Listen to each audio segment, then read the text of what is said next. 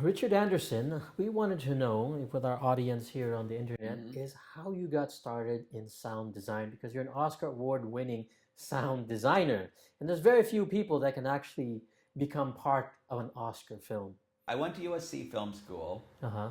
and made films as a teenager, and I decided I was going to try to become a professional filmmaker.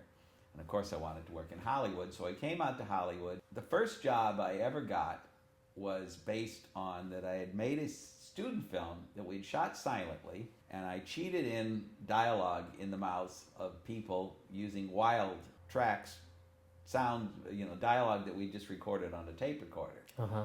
The famous character actor James Hong saw one of these student films they'd done, and he was working on producing American versions of Chinese kung fu movies. This is 1973. At that time, Bruce Lee had hit and was really big, and so they said, well, there's a lot of these movies in China. We'll just import them and loop them into English so Americans can understand them, because we all know Americans hate for some reason to read subtitles.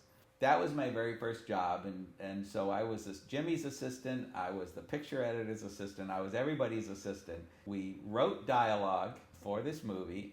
Interestingly, rather than just throwing things in, whatever the subtitle is, we actually counted the syllables in Chinese and then tried to write English that would fit, and also try to match an English word that would match like the first sentence, a mouth movement of the first sentence.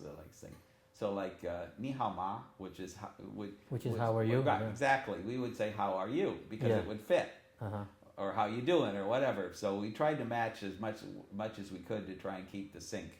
And from there, that picture editor on that show hired me as his assistant on an industrial As an film. assistant editor? Or Assistant editor on an industrial film. And on that movie, they hired a sound editor. When we were done cutting the movie, they hired a sound editor who was moonlighting from his day job at Universal. He would do these little films on the nights and weekends to make some extra money. They said to me, go help Dick out, because we were done cutting the movie. Started helping him, and then we got along pretty well, and I worked really hard, and so he hired me as his assistant. He had a series of these films, and I thought, wow, what a great thing to be able to work regularly, to get a regular paycheck. What a wonderful idea.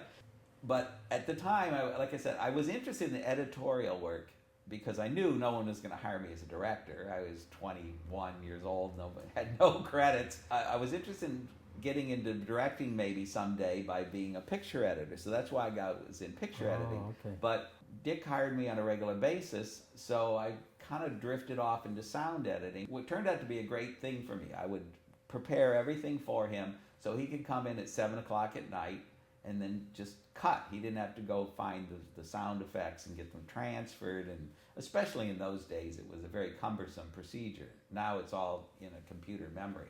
After a while, I'd watch him cut, and he'd kind of explain to me while he was doing it what he was doing. And he said, well, why don't you cut the stuff during the day, and then I'll just come in at night and check it, and that way he could get more work done.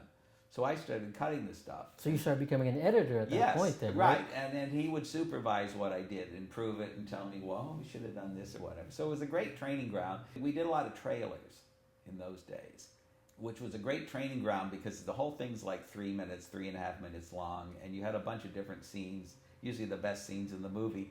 So you had all these little short scenes to practice cutting sound on. Of course, it's a lot of sounds per foot or per minute, but nevertheless, it was a great training ground.